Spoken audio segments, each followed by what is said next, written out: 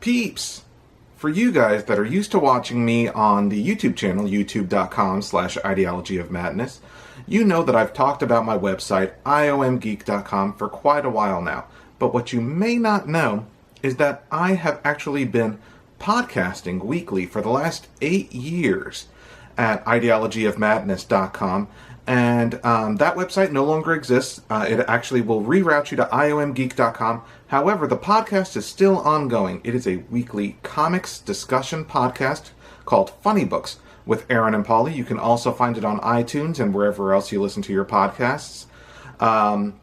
What we are going to try to do is we're going to try to do something new. We're actually going to release the newest episode of Funnybooks with Aron and Paulie right here on the YouTube channel. It's about an hour long. Typical episodes are about 45 minutes to an hour long. Comic book discussion, movie news, all the geeky things that you love, Star Trek, that kind of thing. In fact, in this episode that you're about to listen to, I talk a little bit more about the Six Flags visit I just had that you probably saw in the YouTube video that I released last week. So, if you're interested in weekly comic book discussion, it is just audio from here on out, but check out Funnybooks with Aron and Paulie on iTunes, on iomgeek.com, and if you like listening to it in this format on YouTube, let me know in the comments down below and subscribe. And if it's not your thing, if you're more into the Destination Geek, the unboxings, the geeky events, and other type of videos that we do, don't worry about it. You can always listen. You can always watch those. But we're going to try this Funnybooks thing in addition to the regular content that you get. So you'll get more content if you're into all this, and if you're not, you'll still get the same amount of content that you already do. So thank you guys for watching. And coming up now is the newest episode of Funnybooks with Aron and Paulie, talking about San Diego Comic-Con news, this week's new comic book releases, and the name of the episode is The Terrifics, and you'll find out why here in a minute. Thanks for watching.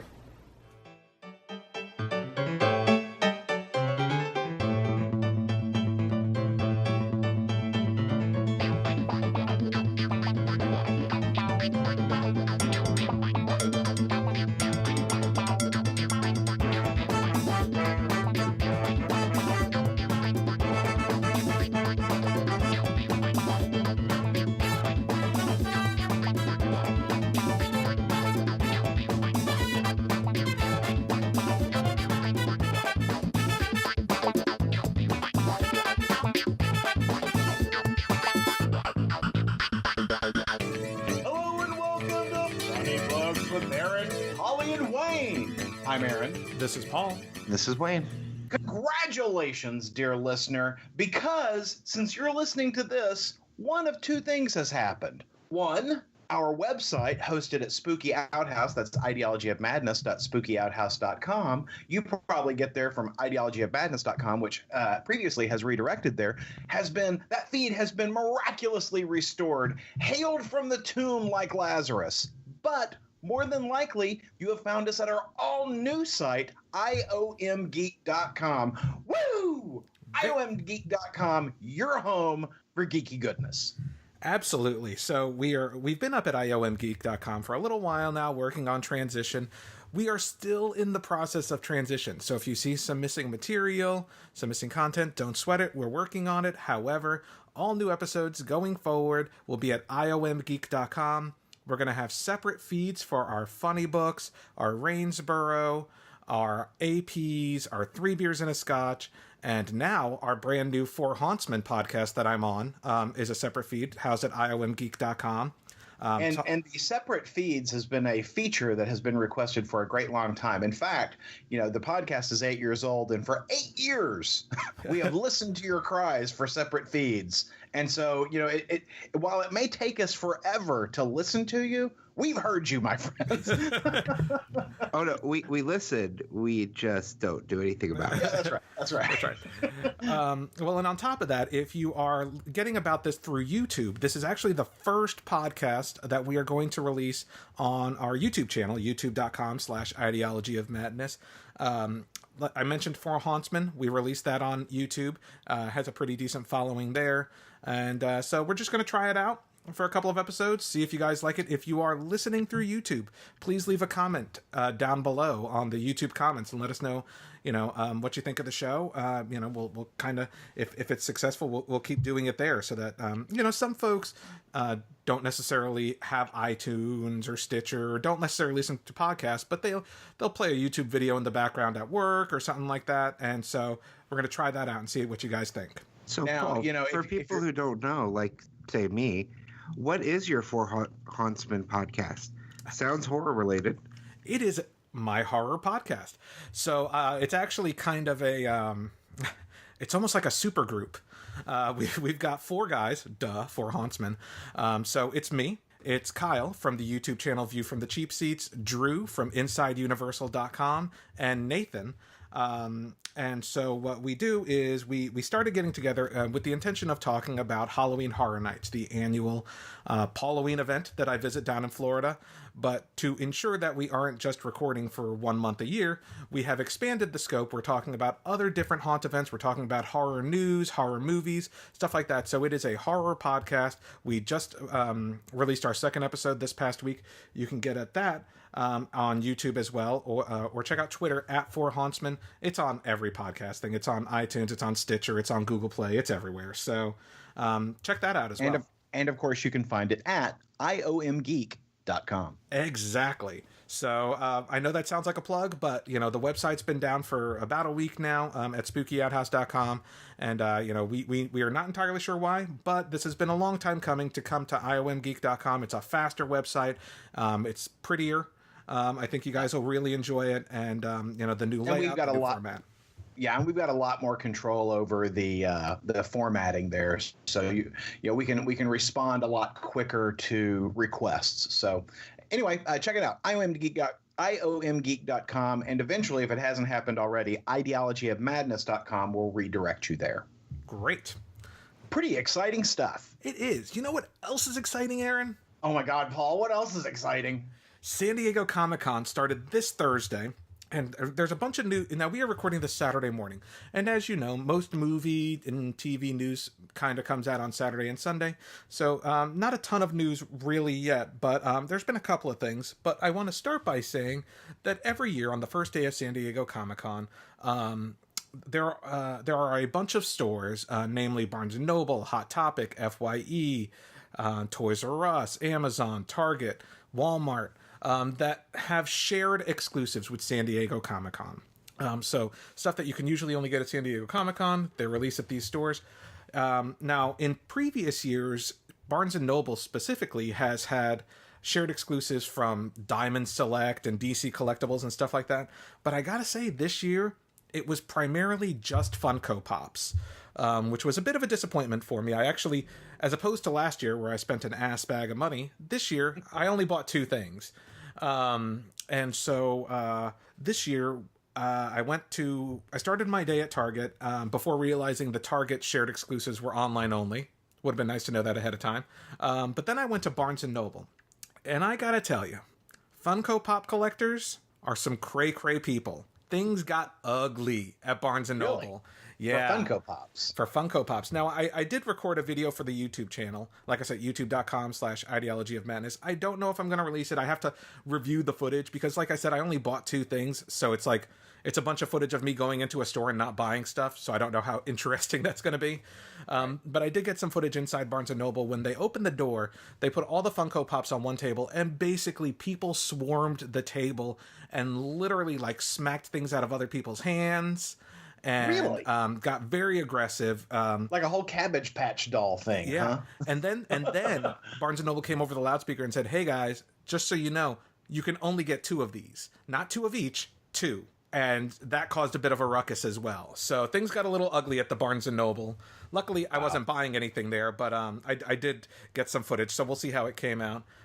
What I ended up picking up was I picked up a Chip and Dale, like not the stripper, Chip and Dale from FYE, and I picked up the Aquaman holding a mother box from the new Justice League movie that was available at Walmart. Huh. Wow. Yeah. Wow. I think the thing that I find the most astonishing about that story, Paul, is that there are still Barnes and Nobles. There's still a bunch of them here. I go there all the time. I just I'm always amazed that there are still big box bookstores. So it just surprised. Not that I'm opposed to them. I just, I haven't been into a big box bookstore in a long time. Yeah, I mean, a very long time.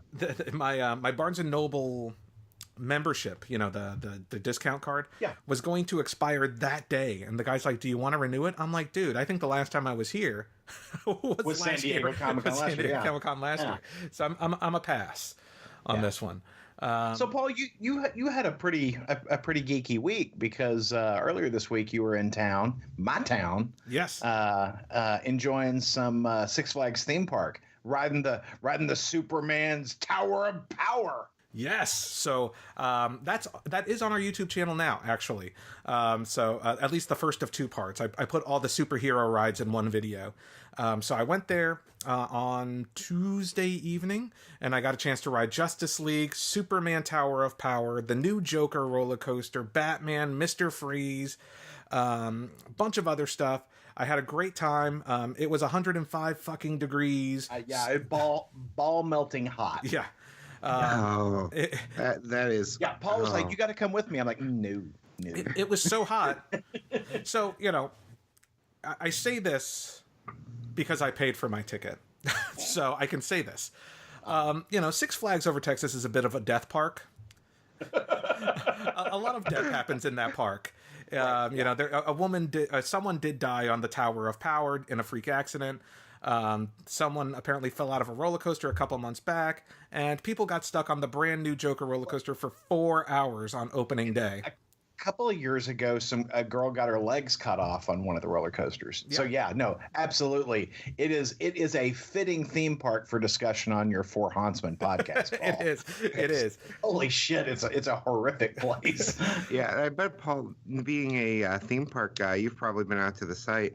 There's a site dedicated to all of the deaths at various theme parks. Oh, geez. And that is one of the higher ones on the list. Yeah. So I was taking my life in my own hands, and thankfully I made it out unscathed, but I did see a guy pass out, fall onto the pavement, and bust his head open. So that happened. So whereas I survived, I'm not sure everyone else did that day. Yeah. Like I said, it was 105 degrees real feel. Definitely a hot ass day, but I was able to hit everything. The longest line I had to wait on was Justice League, which was only 20 minutes. Everything else was walk on. So I was able to knock that park out in about 3 hours, and I did have a good time. It is on the YouTube channel. Check it out. It's a lot of fun. I didn't die. but you might. So, maybe next time. To kick off Paul's, excursion here in Dallas this week, we had him over for dinner, and we grilled steaks. We baked him a cake. Fed him liquor. So we treated Paul well, and I was thinking, wow, we really, put on a nice feed bag for Paul when he was here. I wonder what we might do for Wayne if Wayne were to come, and I'm thinking fried bologna sandwich. Oh, fried bologna's pretty good. Order out pizza. Little Caesars. I take the order out pizza instead. Or food at Chicas Locas. Some wings, some hot wings. Well, they do have tacos there at Chicas Locas. So, I was reading an article in Texas Monthly, and strangely enough, they rated the top 140 taco places in Texas. Chicas Locas didn't rate. I don't get it. It must have been 141st. I'm sure it was. It just missed it. So, we were talking, we had mentioned that San Diego Comic-Con had started, and so some news has come out, and some of it's very interesting. So I thought I'd bring up a couple of the items here for us to chat about today. Yes, sir. First of all, they have announced that there is a Spawn movie finally happening. Now, I know we've heard this news for umpteen years that Todd McFarlane has talked about doing this movie. This movie's coming out. Spawn's going to be this lower budget, horror movie, hardcore horror, blah, blah, blah, blah, blah, blah, blah. Well, it's finally happening. And it's going to be released through Blumhouse. Blumhouse, the company behind Sinister and Insidious and Get Out. And the director of the Spawn movie, surprisingly, will be one Mr. Todd McFarlane himself. Oh, God. Yes. Yeah. Oh, God. Because that worked out so well for Frank Miller in The Spirit. Yeah. And Frank Miller in RoboCop 3. Oh, no, wait. He just wrote that one, I think. Yeah. Todd McFarlane Yeah. directing the Spawn movie. Yeah, I was hoping for more of a Robert Rodriguez connection than a than a creator-owned connection. I might have really cared in the 90s. Yeah. Exactly. Yeah, But- it's a little past its sell-by date. Yeah. Exactly. I know the book is still out there, but I don't read it. Yeesh. Well, yay for Todd. Yeah. You know, the only thing that I'm excited about is Todd McFarlane's got the contract to make Star Trek toys. Yes. And you know, they've already debuted two of the action figures. They're doing a Captain Kirk and a Captain Picard action figure, and they both look pretty sharp. And I will say that his company makes very nice looking toys, though they're not particularly durable. Correct. Yeah, I mean, his toys, they look incredible. They're for putting on a shelf. Right. Yeah. Which, you know, I do anyway. But Well, I do like to play with them. You know, I don't bathtub. leave them in a box. You know. Aaron likes to play with Captain Kirk in the bathtub. Yeah, totally. Particularly the Mego one where you can take his clothes off. Oh, good know. times. Well, you know, since we're talking about some movie news, let's hit on a couple of other movie-related topics, which is that it was announced that Shazam is going to be coming as a movie, but for some reason will not actually feature Black Adam as The Rock, or The Rock as Black Adam. What? Yeah, he will not be in the Shazam movie, so I'm not entirely sure how that's going to work. However, it is going to be the next DC movie that we'll be shooting, and is going to be directed by David Sandberg. And if you are not familiar with David Sandberg, he is typically known as a horror director. He's directing that new Annabelle creation, which, before you write it off, has a 100% on Rotten Tomatoes. Annabelle creation. Yeah, it's an Annabelle prequel. And he directed. Thank you. Okay, I'm putting it together now. From the Conjuring. Yeah. Okay. And he also previously directed the 2016 horror movie Lights Out, which I got to tell you is really damn good.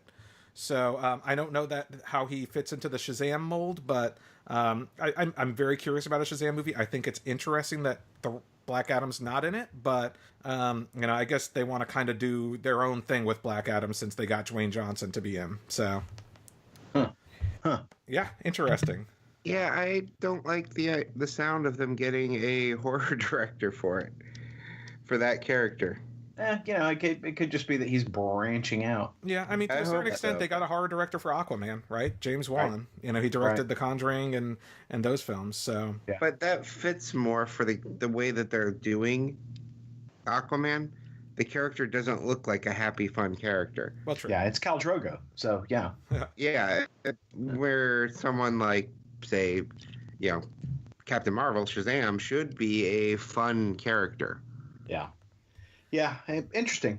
Well, interesting. I'm not put off. I'm disappointed that The Rock's not going to be in it, but you know, I'm good. I can live with this. The current rumor is that The Rock will debut as Black Adam in Man of Steel 2. Perhaps because they figure that'll be a bigger draw for to see him versus Superman. And a much more interesting villain than probably anything else they had in the hopper. True. You know, yeah. Well, you know, you mentioned dark characters, Wayne. Well, the Legion TV series, the showrunner there is a gentleman named Noah Hawley.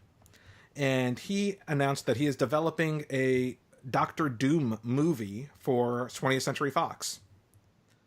I saw yes, thank you. I saw that. That looks fantastic. You know, I don't watch Legion. I am so thrilled. I am so that they're going to do a Doctor Doom movie. I don't watch it either, Paul, but I've heard it's really good. Yeah. Yeah, I've not seen Legion myself, but I'm excited about the proposed Doctor Doom film. Yeah, I would be very interested in that. But they've got to get the armor right. They've not gotten that right in the film. Yeah. You know, in the Fantastic Four movie, that was not done correctly at all. Well, it was. No. In that one film. Oh, the Harvey Korman or the Roger Corman film? Yeah. Yeah, no, that was the best looking Doctor Doom. Yeah, I mean, I think they need to go as close to the comic as they possibly can get. Agreed. You know, it should not be, for instance, it shouldn't be shiny. It needs to look, you know, harsh. You know, it shouldn't look, you know, chrome like a Cylon, right? It needs to look harsh. It needs to look like it's a suit made of iron. Yeah. Yeah, I know. And with CGI, there's no reason why they can't make a great looking Doctor Doom suit of armor. I mean, but I need look him at in Iron the Man. hood. I need him in the hood. I need the whole schmear. Agreed. I need him casting spells, not just working the science plots. I need the full on Doctor Doom talking to Mephisto the whole bit. Yeah. I mean, guys, if you can do a Black Panther movie, then you can do a freaking Doctor Doom movie. They're like the same character, just different countries. So I totally see that. Yeah. I've heard a lot of people talk about the trailer for Black Panther. Am I the only one that isn't interested at all? Oh, I think it looks I badass. can't wait for Black Panther. Black Panther is going to rock. I've never cared for the character, but I love Black Panther. Yeah, me too. Yeah, I watched the trailer. I don't know. It just didn't interest me in any way. I'm all about Wakanda. I'm all about T'Challa. I love the backstory. When they did that story with him and Storm hooking up from the X-Men and marrying, and they did that whole plot in Wakanda. Those are great books. The books by Priest were fantastic. Mm-hmm. God, I mean, there's so many great stories. And do you remember, Paul? It was back when they had that Marvel Weekly book, Marvel Comics Presents, I think is what it was. Yeah. And they had that weekly serialized story of Black Panther, and it was him fighting bigotry in South Africa. Do you remember that? Yes, I think I do, actually. There is, one of the ways that, in the true story, when they would, when the police would kill revolutionaries there in South Africa, they would fill an automobile tire up with gasoline, put it around the guy, and then light it. And there is this haunting image where they do that to Black Panther in that book. I mean, it is such a powerfully written story. And if I recall correctly, it was illustrated by John Romita Jr. And I forget who wrote it, but it is a fantastic story. I miss Marvel Comics Presents. I used to really like that book. There were some good stories in there. Some of my favorite Wolverine stories came from there. Yeah. Yeah. Yeah. I think, anthology books are just a hard sell nowadays. They are. They are. Well, moving from movies to TV news, they premiered a new trailer for The Defenders and announced that it will be all episodes will be released on August 18th. Which gotta means take that day off. I've got like less than a month to watch Luke Cage and Iron Fist because Defenders looks awesome. I couldn't get through Luke Cage. I am working my way through Iron Fist. Luke Cage ends well. Iron Fist is so bad. Bad. Luke Cage, my problem was just the pacing at the beginning. It's so boring for the first couple episodes. What I recommend doing is kind of ignoring some of that pacing and just listening to the music, because the music in that show is fantastic. But it does pick up and it does end really well. You just got to power through it, Wayne. Yeah, I'm not looking forward to it, but I'll do my best. Well, Paul, I don't think you even need to watch Iron Fist, to be brutally honest. I can tell you everything. I can tell you exactly what you need to know about Iron Fist. Danny Rand is a wimp. He is a terrible martial artist, and for some reason, he is the defender of Kunlun. Don't know why they picked. I think they would have been better off picking Danny LaRusso from The Karate Kid. You know what I am enjoying about Iron Fist, though? The character's name is slipping my mind. The woman that runs the dojo. Oh yeah, no, she's great. She's great. You're thinking of Colleen. Yes, Colleen. And she's cute as a button, and she's a really good actress. Yeah, she is incredible, and her fight scenes look good. No, they do. She fights way more than Iron Fist. Everybody in the show fights better than Danny Rand. Everybody. If Aunt May was in the show, she would fight better than Danny Rand. Because, I mean, seriously, some of the worst. When you look at how strong the Daredevil fighting is, in both seasons, even though there's some differences in each season, the Danny Rand stuff doesn't stand up, and you just really expected that it was going to be much better than it was. You know, I watched Kong of Skull Island last night, and the fight in the bar at the beginning of the movie is a much better choreographed scene than anything that happens in Iron Fist. Wow, because I said the Colleen Wing stuff was incredible. Yeah, like when she's cage fighting, that fight was great. Yeah, no, all of her stuff is good. All of her sword fighting is believable. Danny Rand, not so much. Well, you know what else is kind of lame, Aaron? Uh-oh. Here we go. For some godforsaken reason, when Young Justice returns to the new DC streaming service, they're going to put some new stupid character in it called Spoiler. And I just don't understand seriously? why. Yes, Young Justice Season 3 will feature the Spoiler as a regular character. Oh, I'm so happy. Paul, you have made my morning. They also announced that Darkwing Duck is going to be on DuckTales. I don't know how that floats your boat, but such a big Darkwing fan. It seems to me like we need to start a letter writing campaign to have Spoiler removed from the show. Just erase her. Just white her out. So, Paul, I know you've seen some of the pictures I post to like Facebook. So you saw my picture with a Darkwing cosplayer at a con, and I bought Darkwing spray paint art at Metropolis this year. Huge Darkwing fan. Although I don't know what the voices are going to be like, or what what the new DuckTales are really, how they'll do Darkwing. Yeah, I don't know how they're going to do Darkwing, but I do enjoy what I've seen of the new DuckTales, which also premieres in August with a premiere movie. I know that David Tennant is doing the voice of Scrooge McDuck. I didn't mean to turn this into a DuckTales conversation, but I'm a big DuckTales fan. I think it looks good. I'm really looking forward to it. Scrooge McDuck is my favorite Disney character of all time, so I'm very excited about this. I'm very sad that I was not able to go to D23 last week in Anaheim because they had a giant full-size, well, I wouldn't say full-size. They had a very large-size Scrooge McDuck money bin with foam coins that you could jump in and swim around just like Scrooge McDuck. I missed out on that. I don't know how I would have felt jumping in at the end of the day after people had been jumping in it all day, because that seems kind of grody. But I would have done it anyway. Yeah. Well, since we're talking about animation, DC Animated announced their next 4 animated movies following Batman and Harley, which, if you don't know, comes out, I believe, next month. They're premiering it at San Diego Comic-Con, I think, this weekend. However, they are also going to be showing it in movie theaters in August before it releases on Blu-ray and digital. I may check it out, actually, because I'm very excited for that film. But after that, the next 4 DC animated films, surprisingly, there's only one Batman film in the bunch. And the Batman film is actually an adaptation of Batman Gotham by Gaslight. Ooh. You know, lots of folks consider that the first Elseworlds tale, written by Brian Augustyn, drawn by Mike Mignola. That will be the next DC animated property. First look will probably be shown soon online because it'll be on the Batman and Harley Blu-ray. I wonder if they'll emulate the Mignola style, because that's part of what's so wonderful about that book. Mm-hmm.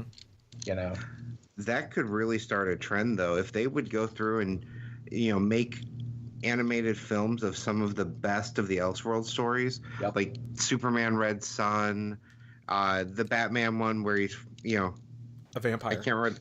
Yes, that's the exact one I was thinking of. Yeah, that one's a good one. Red Rain. Yes, those would be really good movies. I mean, I liked the Justice League Monsters one they did. Yeah, Gods and Monsters. So yeah, I think I hope this does well as well, because that gives them a whole universe of properties to reimagine. Yep. After that will be Suicide Squad: Hell to Pay. Unlike the previous Suicide Squad movie that was set in the Arkham universe, this is going to be set in the DC animated universe as the same one as Justice League and Batman films and the Teen Titans films. And so Suicide Squad: Hell to Pay. So, meh. But after that, meh. After that, there will be 2 more animated films. A 2-part animated film, much like that Dark Knight Returns 2-parter. Are you ready for it? Yes, sir. The Death of Superman and Reign of the Supermen. Ooh. Oh. So they're going to revisit the Doomsday story because you remember the previous Doomsday animated feature was terrible. Yes, but they are going to be doing a faithful adaptation, and that's why they wanted to do it in 2 movies. That's exciting. Yeah, the fact that they're making it 2 movies gives me a lot of hope for it, that they'll do it right. Because the last one, Superman Doomsday, the Doomsday fight's only like right there at the beginning, and that's it. Oh, terrible film. Yeah, terrible movie. Yeah. So, but I'm excited about. I mean, I'm mediocre on Suicide Squad. We'll see how it looks, but I'm very excited about the rest of the movies and Batman and Harley. So, lots of good stuff coming from DC Animated, and some actual comic news came out of Comic-Con. No, that's crazy. Who would do that? I mean, both Marvel and DC made announcements. I mean, I don't know why. I mean, it's not like it's a big deal or anything. Right, right. But Marvel announced as part of their Legacy initiative that starting in... spoiling the end of Secret Empire... that Captain America would be returning. As one does. As one does. Yeah. Captain America will be returning to the Steve Rogers we know and love in November with Captain America number 695, written by Mark Waid with art by Chris Samnee. Wow, just in time for issue 700. Wow, who would have seen that coming? Yeah. That's not predictable at all, Marvel Comics. Wow, though. Mark Waid and Chris Samnee together for Captain America. Mark Waid did a run back in the early 2000s. It was right after Heroes Reborn, and during the Heroes Return initiative. It was a good run with Ron Garney on art. Yeah, it wasn't that defining run like Ed Brubaker had, but it was a good run. Yeah, it was. It was a product of its time, right? It was solid. But with Chris Samnee on art, I'm sold. Exactly. Yeah. I mean, those two, when they were, those two together on Daredevil, did my favorite Daredevil run ever. Well, of course, I'm not normally a big Daredevil fan, but seeing what they can do with Cap, I'm interested. Well, and so there's another news announcement that I'm stupid excited about, despite the fact that the team is interesting. Interesting in a weird way. So DC Comics announced that, since Marvel's not publishing a Fantastic Four book, we're going to make our own. So DC is publishing a new book called The Terrifics that will consist of Mr. Terrific, Metamorpho, Phantom Girl, and Plastic Man. Yes, it consists of a genius, a girl who can turn invisible, a stretchy guy, and kind of a monster character. Written by Jeff Lemire, and the preview art, I don't know if he's actually going to be the artist on the book, Doc Shaner. Oh, wow, that's kind of hot. I'm actually stupid excited about this. Yeah, no, I'll read that book. It seems like they're returning. They're saying Jeff Lemire is returning to DC for his new superhero quote family titled The Terrifics. So they're definitely kind of pushing the family Fantastic Four-esque aspect of it. That'll come out of the Dark Matter DC Metal storyline. So yeah, it's been so long since I've had a good Fantastic Four story. It would be so ironic if a good one comes out of DC instead. Well, that's the way to do it, right? Yeah. Well, hey, you know what? I mean, Jeff Lemire is a great writer. He just ended his Marvel exclusive contract, and now he's at DC. And so, I'm hopeful that book is going to be good. There's some interesting stuff coming out of Dark Matter and Metal that I'm definitely curious about. Pretty exciting. Whew.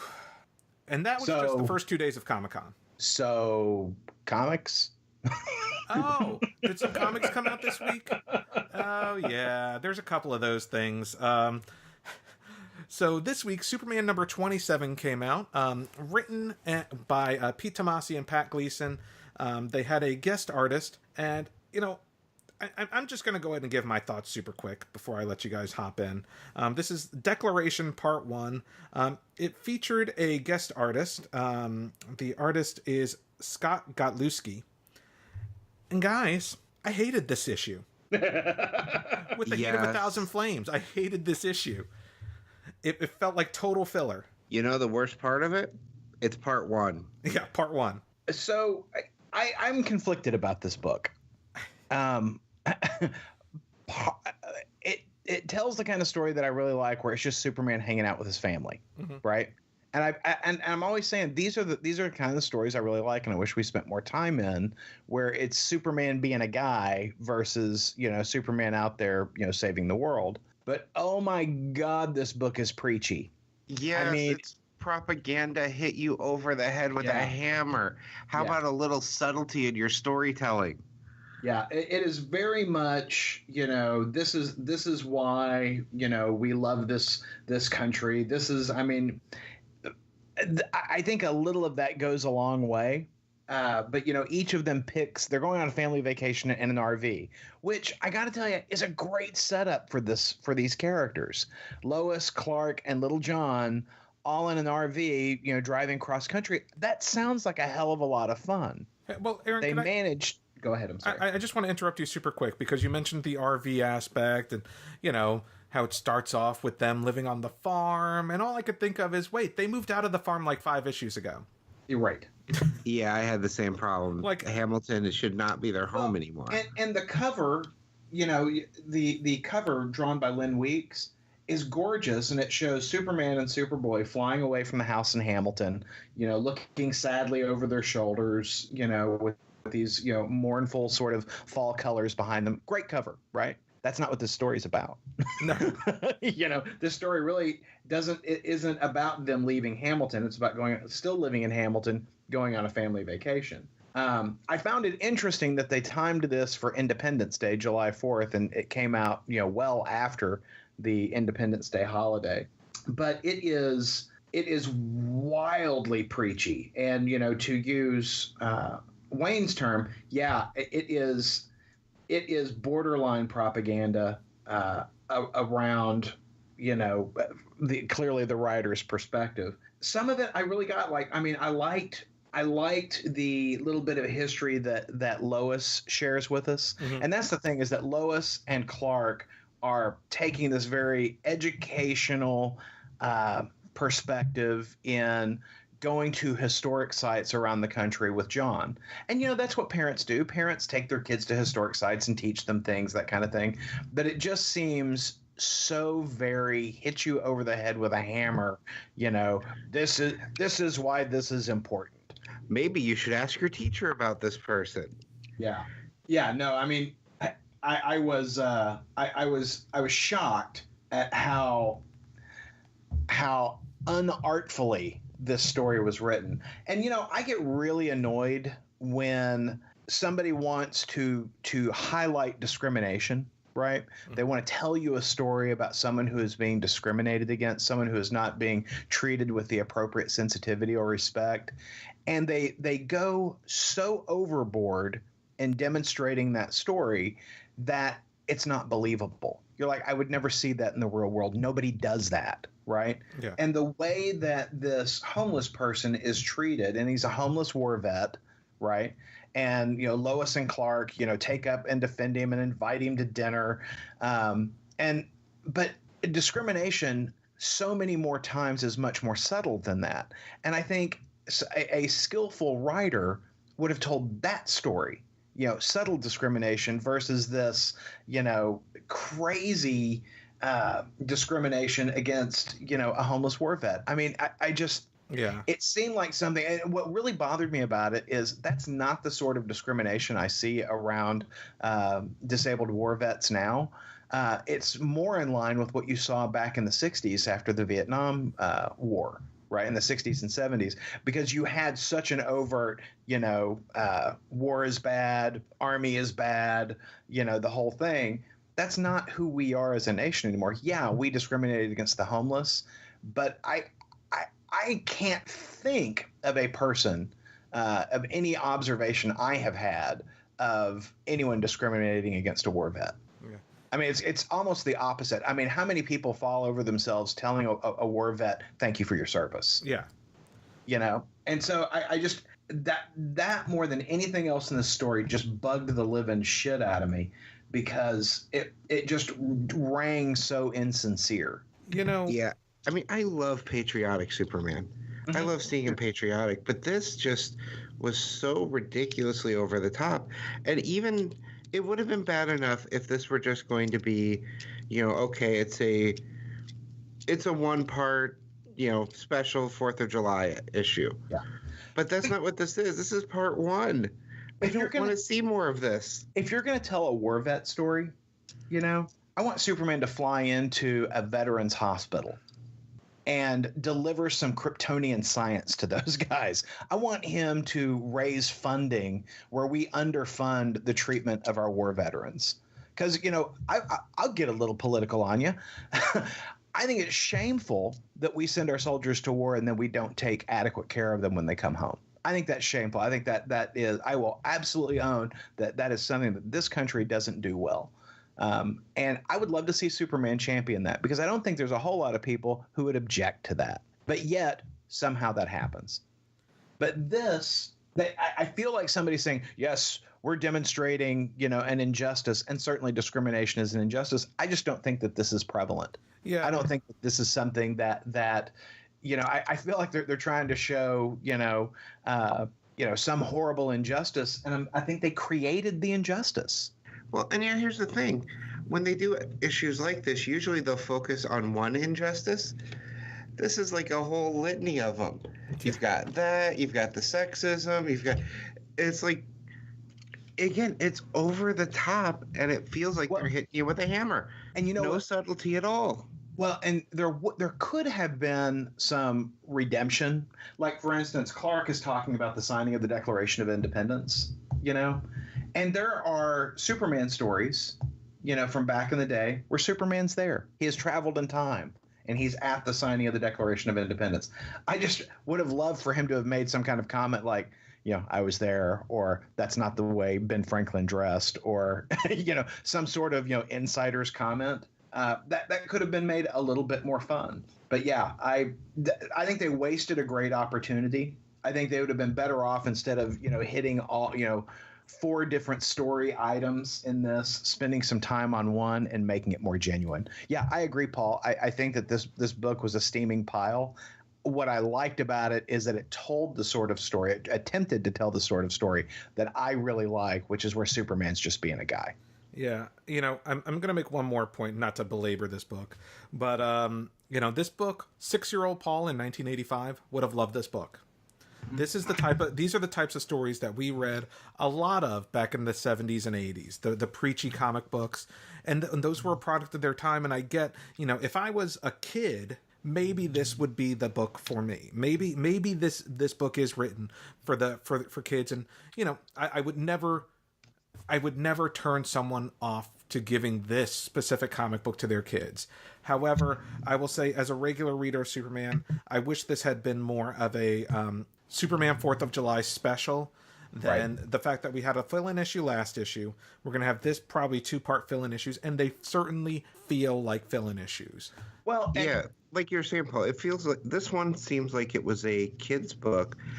The writing quality is a low enough quality on it that I could have seen it being one of those specials that they make and like give out for free, not a regular issue. And I don't think I had ever mentioned last issue. I hated last issue too. Yeah, another fill-in. Well, I think that there is a place. Lois tells the story of Deborah Sampson, who was a Revolutionary War fighter woman who dressed as a man and fought on behalf of the American Revolution. Right? I thought that was one page, and I thought that it was interesting information. I think it could have been shared a little bit more artfully, but it's followed on the next page with everybody back in the RV driving in traffic, and John sees one of those coexist bumper stickers and asks what that means. And I mean, it is just, there is no art, there is no style, there's no technique. It seemed very much like a Spidey super story. Yeah. But less entertaining. Yeah. Very, very, very disappointing issue. I gotta be honest, I may actually skip the second part because I know I'm not going to like it. Yeah. And I know it's not going to change the storyline or anything like that, so I may just hop back on with issue 29. I don't know, we'll see. And it's funny because Pete Tomasi is also the writer on Super Sons issue 6, which came out this week, featuring the team up of Jonathan Kent and Damian Wayne, which shows Lois and Clark living in Metropolis, came out the same week as Superman 27. So there's your continuity for you, which just makes Superman number 27 certainly feel even more like something that was probably written a while back. Yeah. But, this features Damian Wayne and introducing Superboy to the Teen Titans. What'd you guys think? Well, a much better book than Superman. Yeah. It is... I know it's different artists, but Lois and Clark are almost indistinguishable from the characters over in the other book. They're not in the book a great deal, but I mean, look at how Lois is dressed in the pages of this book versus it's very, off the rack at Walmart sort of styling over on in the Superman book, right? But in Super Sons, she's kind of your hot mom, right? Well, yeah, she's in the city now. Well, and she's got a belly shirt on. And very, very different than what you saw on the other pages. I liked this book. I was rather entertained by it. I like seeing the how Superboy is cleaning up Metropolis by getting cats out of trees and stopping people at crosswalks, and Damian nearly scaring a man half to death about jaywalking. Yeah, I loved Beast Boy's appearance. Mm-hmm. I'm not a big Beast Boy fan. I don't think any of us are. But I like that it's just, okay, here's a green cat. I'm not a Beast Boy fan. I'm a Changeling fan. Ah. Teen Titans, George Perez, Marv Wolfman. Old school, yeah. I got to say, my favorite part of this book is the fact that Lois made Jonathan lunch for superheroing. Uh-huh. a little bag lunch, and it says super snack on it. Uh-huh. Uh-huh. Yeah, it was so funny. She's like, I heard about all these colorful superhero stuff happening. It's like so patronizing, but like not intentionally. It's like that mom patronizing thing. Right. There are some pages that I was very taken with. The entrance of the Teen Titans with Starfire and Aqualad and Raven walking in, I thought was beautifully drawn. Yes, absolutely.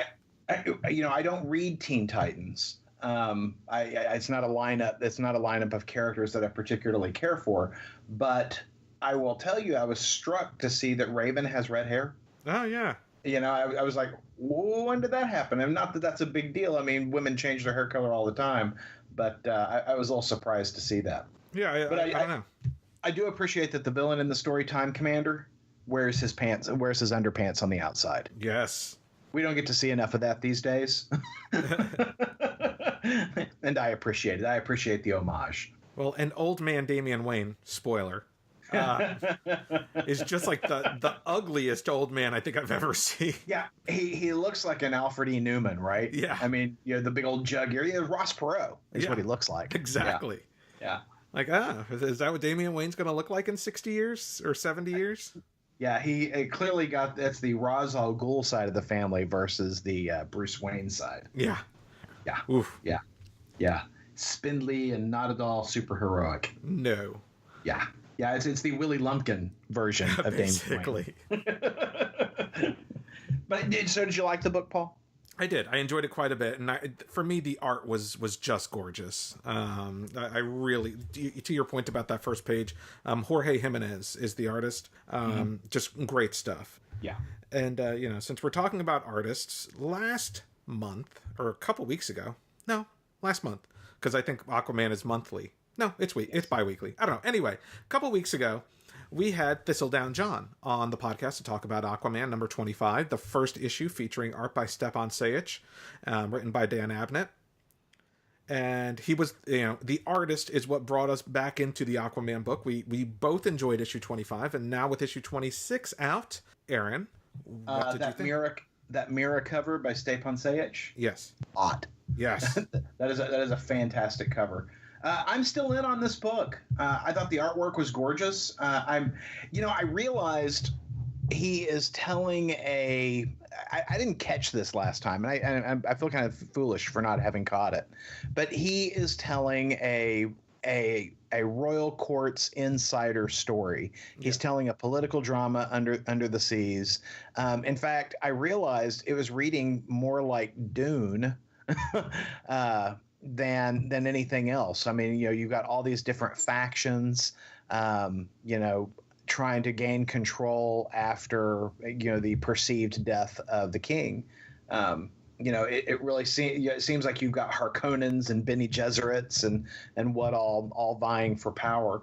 And it really did remind me of David Lynch's Dune under the water. I could see that. For me, I'm still in. I prefer my Aquaman stories more super heroic. Which is funny because when it comes to Black Panther, I prefer more of the political espionage. Right. But when it comes to Aquaman, another king character, I think I prefer Aquaman, using the ocean, defending the ocean from the landlubbers, basically.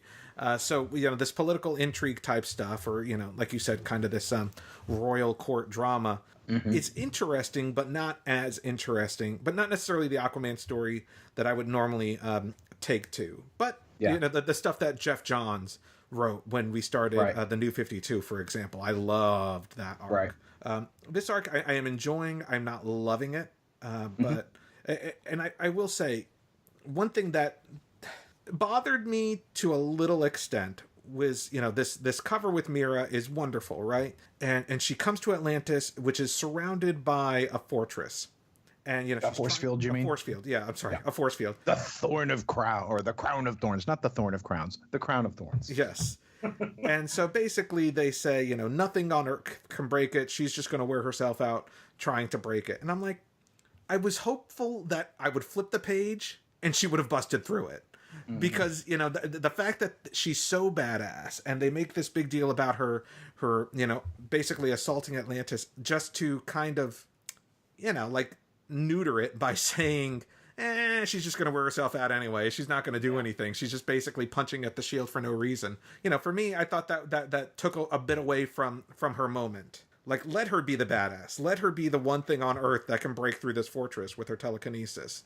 Well, I'm sure this happened in stories that I didn't read. And, I will wholly own that there is a great big chunk of the current Aquaman storyline that I've not read. But apparently Mira is much more badass than anybody ever expected.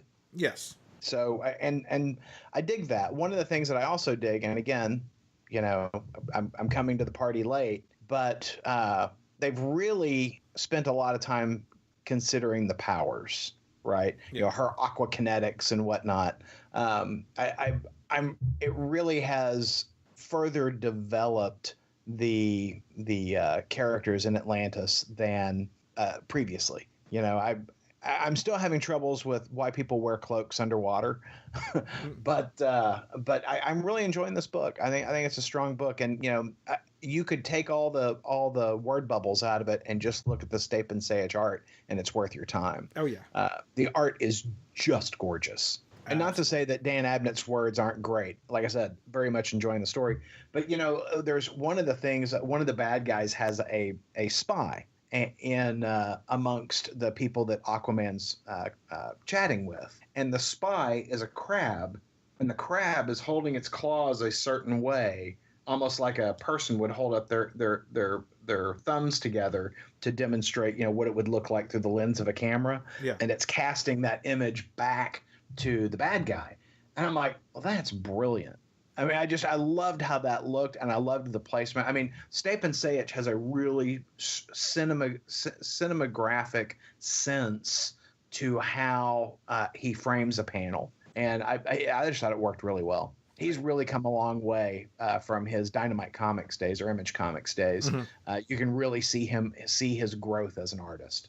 I agree. And the fact that he's getting solid work with DC now, absolutely. Yeah. Good on that guy.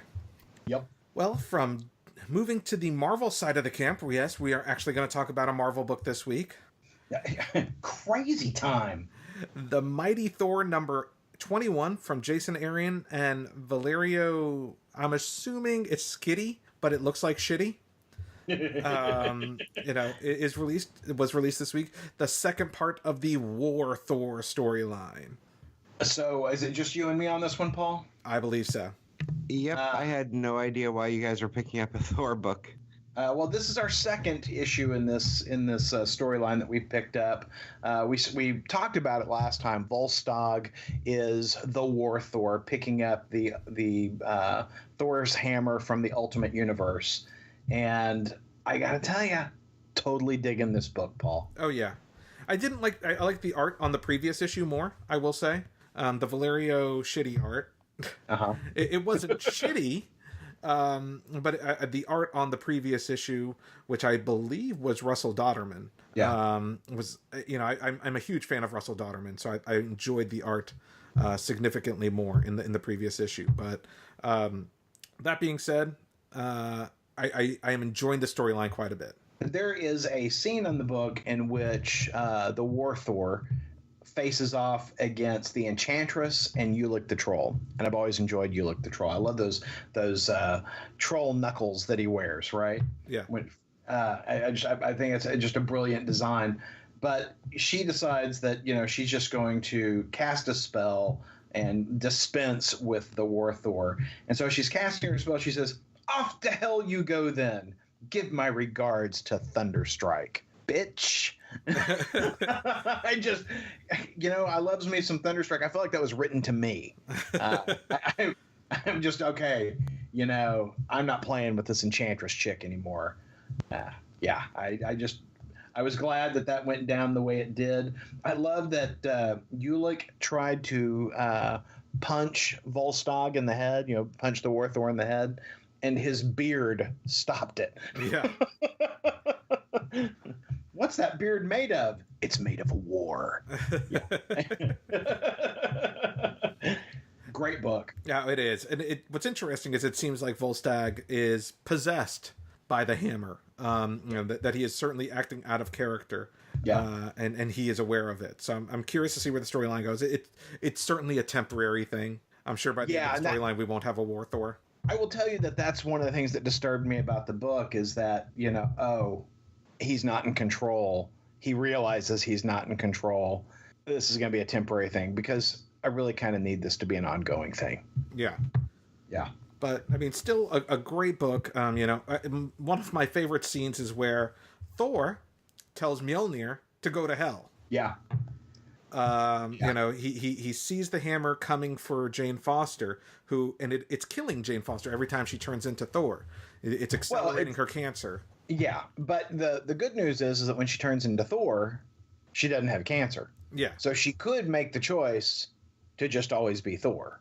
But she doesn't want to lose Jane Foster. Yeah. And so, you know, they announced that, you know, when Thor continues in Marvel Legacy with issue 700, it'll be the first arc. The first issue will be the start of the Death of Thor arc. So I'm assuming Jane Foster is not long for this world. Yeah. Yeah. Well. Yeah. So, Paul. Yes, sir. What's coming out next week? You know, Comixology has not updated their new releases page yet for next week. There's probably because there's so much going on this weekend in regards to San Diego Comic-Con. So next week, what you can be sure of is that we will be talking about the rest of the news that came out of San Diego Comic-Con this weekend. You know, today, after we record, there will be the DC movie panel. So I'm very curious to hear what's going to come out of that. Maybe some new Justice League footage, maybe some Batman news. We shall see. Very exciting. So, Paul. Yes, sir. I hope you're appropriately cooled down now. You know, after your 105 degree excursion here in Texas this week. I'm still getting over it. Are you recovering? I'm still recovering. Okay. All right. Well, you know, we worry about you. Well, I appreciate that. You know, you haven't been tempered in the flames of Texas. No, I have not.